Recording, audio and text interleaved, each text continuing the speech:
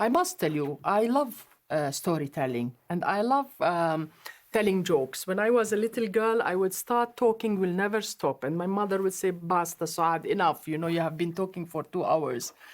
I always wanted to tell a story, and I always thought about what is the punchline of a story or a joke. So I have developed that ability. And you know, I'm sure also in Portugal, around the Mediterranean, there is what we call the storyteller or al-hakawati in Arabic. Before the television came, people would just, you know, a man would appear in a coffee shop and would start telling jokes or telling stories. But I never made the connection between telling a story and writing.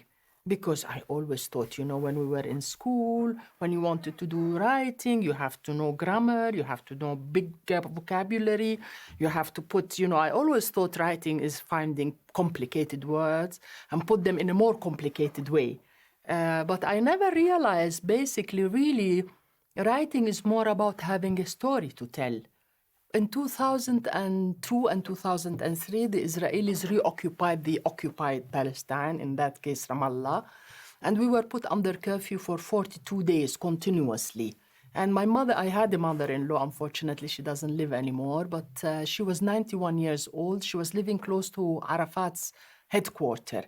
And at that time, the bombardment was really very heavy in that area. I was living, my husband was away, and my mother-in-law was living on her own. And when the curfew was imposed, I couldn't reach to get her. And eventually I managed to bring her and to come and live with me. And, you know, it became tough, I must say. I'm sure everybody has a mother-in-law, and you know what it means to have two women who are very stubborn, and each one is very opinionated. Each one has their own way of life.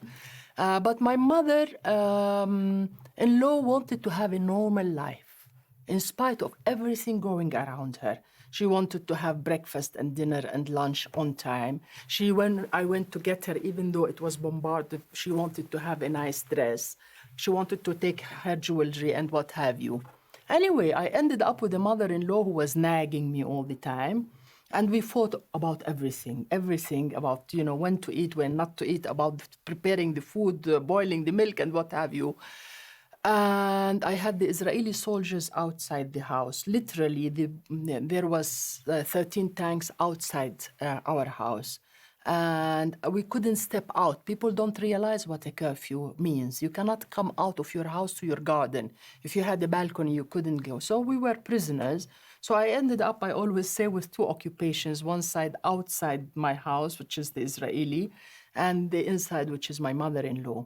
And every time, whenever she went to sleep, and thank God she went to sleep early, I would sit down on my computer and start writing things, writing really memoirs of what happened that day, whether with my mother-in-law or every 3 days when the Israelis lifted the curfew and we went out with a crazy town, 70,000 people trying to do shopping together. And it was really very, very messy, both ways, inside the house and out. And I felt the only way to keep my sanity of that situation is just to sit down and laugh at myself, at my mother-in-law, at the Israelis, everything around me. And I would send it to my niece. I have a very close niece of mine, Diala, and she's a good reader. So I used to send her every day one story. And then I sent it to others, and ultimately the books got into an Italian friend of mine. She was a parliament member, a European Parliament member. Anyway, eventually she did send it to Feltrinelli, the publisher in Milano. And next thing I know, it was a big success. I had really no idea. And it was translated to many languages. And all of a sudden, I became a writer. And I must say I enjoy it.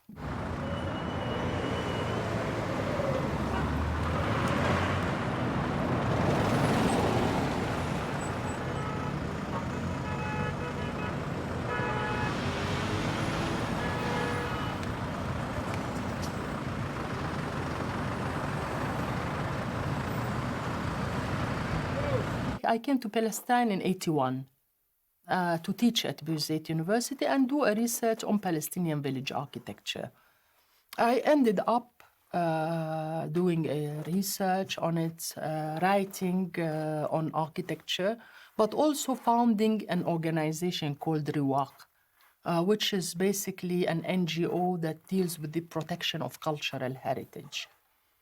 And I always ask myself what made me go there. And I think now, looking back at it, both being Palestinian and Syrian. My mother is Syrian. Actually, I was born in Damascus. And we lived in an old house. My grandfather was relatively a rich merchant. And there was a courtyard in the house. There was a big fountain in the house. And I was a little girl. My mother would take me there all the time, spend the summers there. At night, it's a bit spooky, it's scary. It's cold.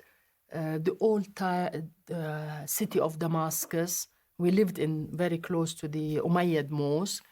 So there are very narrow streets. I think all of these images stay with you.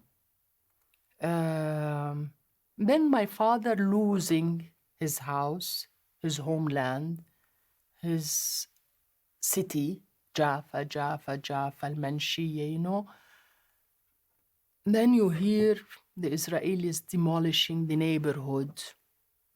My father, I remember after 1967, when the Israelis occupied the West Bank and it became possible for Palestinians to go and visit their property.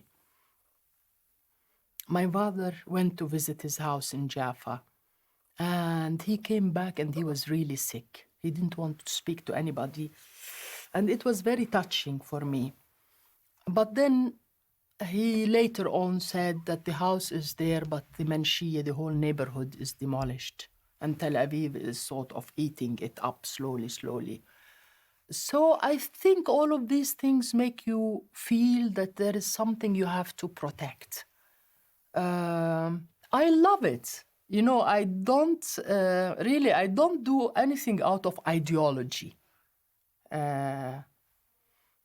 But there is something about indigenous architecture, small towns, landscape that talks to me. I don't like modern buildings. I don't like a street which is 20 meters wide. I don't like a building which is, I look at it, but if you tell me as a human being, do I feel comfortable with it? No.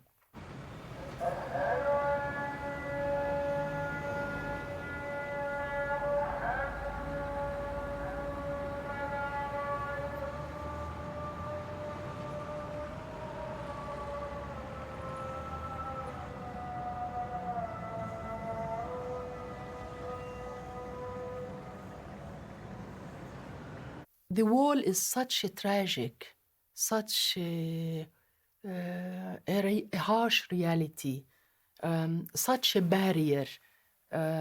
If you ask Palestinians to give you 2 or 3 dates or events in their life, certainly everybody will tell you 1948, because that's, a whole society has been dismantled for another society to flourish. Everybody would probably tell you 1967, but I am sure everybody will tell you the wall. That concrete wall that separates supposedly Palestine from Israel for security reasons. And I would like to tell you it has nothing to do with security. Really, I always ask, what would the Western world do if it was us, Palestinians or Arabs, building this wall around the Israeli state? Let's look at it from the other side. Somebody comes and say, who built this monstrous thing? And if you say, we Palestinians, I am sure NATO will be bombarding us. But what do you say about such a brutality for nature, for archaeology, for human beings, for olive trees? 1.5 million olive trees have been uprooted to build this wall. What do you write about it? Actually, I contemplated writing a book about the wall, not from the Palestinian point of view, not from the Israeli point of view, from nature point of view, from animals' point of view. Because as if we are the only species on this planet. What would a gazelle, because we have a lot of gazelles in Palestine, Israel, we have a lot of them. What would a gazelle feel one day walking up and bang, there is a concrete wall? What would happen to a turtle walking and then all of a sudden bang, bang, bang? We have a lot of boars. So I started thinking, you know what, I want to write it from the point of view of these animals. But again, we human beings think highly of ourselves. It took me 5 months of doing research to understand the habits of snakes, the habits of, and I thought probably it will take me 10 years to get to understand the animals, how they would react.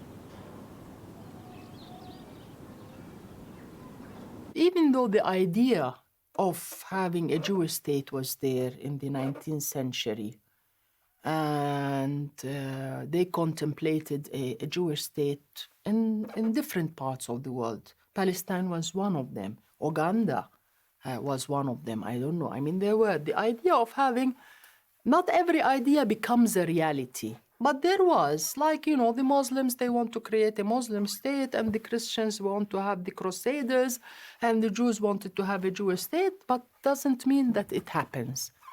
I think it became a reality as a result of the Second World War.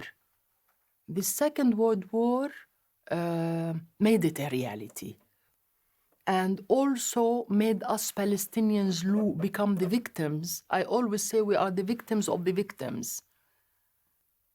And it gave the Israelis an edge over us because of the understandable sympathy that happened to a terrible chapter of history in Europe, not only to the Jews, but to many others, you know. So this is, for me, accelerated the conflict. Now, we Palestinians were not part of that. All of a sudden, we were at the receiving end. And don't forget, we had a British mandate that has given a promise to the Israelis or to the Jews at that time to help them in Palestine. So here we are, a simple nation sitting on the ground. And really, for me, it doesn't, you can call the Palestinians monkeys or watermelons or bananas. It doesn't matter for me. Because again, it's not an issue of being a nationalistic. There was a society, there was a city called Jaffa, there was a city called Haifa, there was a city called Lid and Ramla. They were peasants working on their land. Call them whatever you call them. I don't want to get to the semantics that this was called Palestine, not Palestine. There was a land with people in it, full stop. This is what matters for me. And for the Jewish immigrants to come here, how can you create a Jewish state in an Arab? If I go now and I say I want to create an Arab state in Portugal, but it will not affect the Portuguese, but it will have to be a majority Arabs there. I mean, there is something, sorry. You know, you don't go to an Arab state and say, I want to make a Jewish state and it has to be a majority Jews. That's what happened. And unfortunately, that by itself made it a racist country from the very beginning. And, you know, Israel was based on one thing, on not seeing the Palestinians, refusing to see the Palestinians. And unfortunately, what happened in 1948 happens today. It's not that event is okay, because in 1 year or in 2 months of April and May to cook almost 1 million people. If you ask me, that was the history. But if you ask me what is the conflict between the Palestinians and the Israelis today, I tell you one word, it's land. Nothing else. It's not cultural. It's not religious. And believe me, I could find people that resemble me in Israel on a social or education level, like I could find in Italy or in Jordan or anywhere, and I could agree with them on many, many issues. So it's not cultural. And it's not religious. It was made to be religious. Huh? Because I always say, if you think that a Jewish state is okay, why is a Muslim state not okay?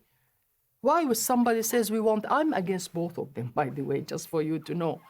But I mean, we have to be consistent about things. Land is the only issue. And I want the Israelis to stop seizing our land. That's what they do. As I am talking to you now, I can assure you that more land is being taken. The other thing is, people don't realize the kind of concession we Palestinians have made to the Israelis. This is what really hurts me. Many people don't realize that we Palestinians have recognized Israel in 1988. It's almost 20, 30 years now, 88, 88, 20 some years. Nobody realizes it's time for Israel to recognize us. We have accepted a state on 22% of our historic Palestine. And the Israel that we have recognized and we are asking for is on 78% of our homeland. And what do the Israelis do? No, we want more of your 22%. Every single day, they build more Jewish settlements and they put more people here and they create facts on the ground. So what started in 1882 is going on up till now. It's an ongoing tragedy. This is the problem. If you ask me, for me, the most difficult part of being Palestinian, in addition to the things that everybody knows, is the obsession. I wish that there will be one day in my life that I don't remember that I am Palestinian. Not only one day, 1 hour, where it's just like, it's a constant reminder and it's heavy.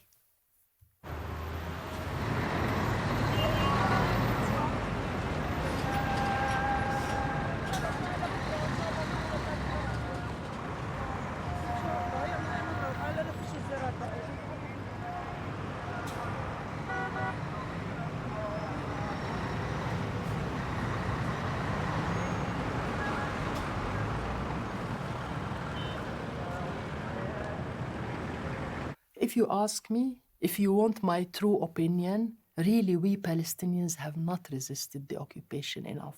We haven't. I am surprised how tolerant we are. A soldier comes to my house, an Israeli comes to my house, he is so carrying, I don't know how many weapons and how many things and wearing things on the head. Or he can hardly come into my house, okay? This is during the incursion. And he goes, you have any weapons in this house? I ask him, what's wrong with weapons? And of course he gets annoyed. What do you mean you have weapons? I said, no, but look at yourself. I mean, look at yourself. You can hardly pass through the door. And you're coming to ask me about weapons. If they are okay, then they're okay here and they're okay there. The only people who call for peaceful resistance for the Palestinians are the nations with the biggest armies. I want peaceful resistance because it's good for the Palestinians, not because it's morally right. If you steal somebody's property, you want to have a guard. You want to have a weapon next to your bed, under your pillow, because you know that somebody's coming after you. We Palestinians, we may look normal, we're not exactly normal, but I think we are strong inside. We are peaceful inside. We know we are right. We know this land belongs to us. We know this language is ours. There, all of this gives you an inner security. There is no question who I am, what my language is, where did I come from. Even if they argue with me, there was Palestine. I mean, this is all nonsense. Huh? For a Palestinian, it's not an intellectual exercise. It's not a course in history. It's our existence. We know, here it is. This is my father's land. This is my father's house. It was taken from us. It's like, this is my skin. I know it. Nobody's coming to tell me no. For the Israelis, it's difficult. It's difficult.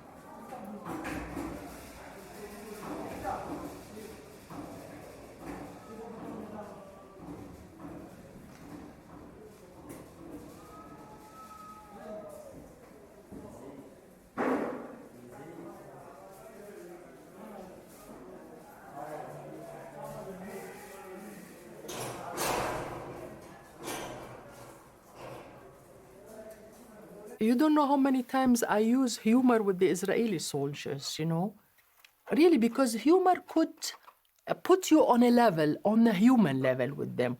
There was a time, for example, just to tell you, there was a time where I was coming from London. That's many years when we could use the Tel Aviv airport. It was 5 o'clock in the morning. I was very tired. And of course, being an Arab, the minute you get to Tel Aviv airport, they take you aside and they start interrogating you. Stupid questions. Where have you been? Whom did you see? What did you do? All sort of infringement on your privacy, but they feel the right that they can do it. I was not in the mood, really. I said, I went dancing. I was dancing. And she looks at me and she said, what? I said, you heard me. I went dancing. She said, this interrogation is about the security of the state of Israel. I said, okay. And then you have to answer me. I said, I am answering you. She says, what have you been doing in London? I said, dancing. And I started laughing. She says, you think you're being funny? I said, no, but you seems to have problem with dancing. Anyway, this went on and on and on. And when she couldn't handle me, she brought me her boss. She brought somebody like 2 meters high, and he stood next to me and he says, this is not a joke. You have to be cooperative. I said, I am cooperating with you. What do you want? What have you been doing in London? I said, I told her I went dancing. Anyway, they had to arrest me because I was dancing. But at the same time, they were feeling ridiculous because here there is a woman who's just like had it with them. And I am trying, if I tell them, stop interfering with my business, it's none of your business, it's this. Okay, I just chose to just use humor with them, but they concluded all the rest, So anyway, there was also one story in my Sharon and my mother-in-law, is I had a dog. And the dog is called Noura, and she's like my company everywhere. She comes with me. And, to make a long story short, I ended up going to an Israeli vet. And little I knew it was in the Jerusalem area. And next thing I know that I have a certificate, a health certificate, and on it says passport. And this one is coming from Jerusalem. Now, many people don't realize that for us Palestinians to have a Jerusalem ID, it means a freedom in movement. It means you can go to the Tel Aviv, you can go everywhere. And all of a sudden, I find myself that here I have a dog that has a Jerusalem passport that allows her to go everywhere. And here I am from the West Bank with this orange ID that does not allow me to go even to Arab Jerusalem. Just for you to realize, we have around like 500 checkpoints in a small country. So every time we drive to have to stop. Anyway, if I wanted to go to Jerusalem today, I would need 3 permits, that I will never get. I would need a permit for my car. I would need a permit for myself and for whoever with me. So when I came out, all of a sudden, I talked to Noura, to my dog.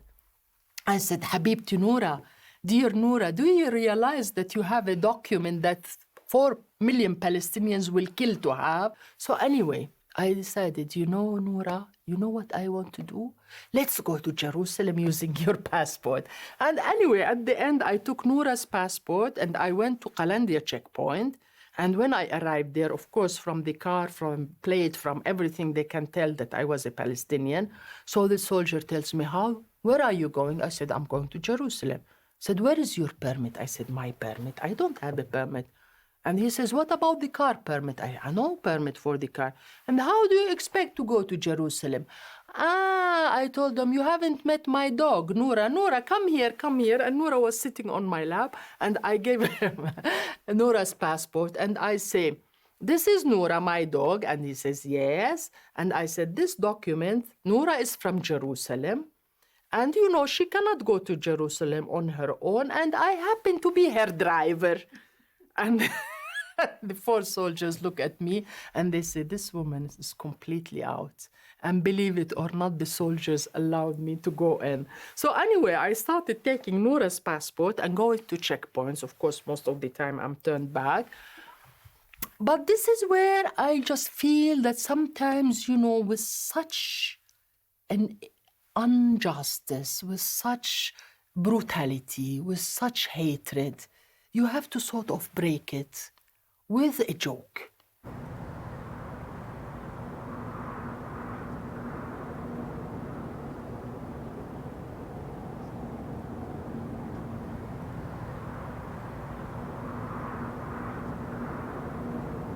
My first companion was a dog, Mickey. And she lived to be 13 years old, and she took me to school every day.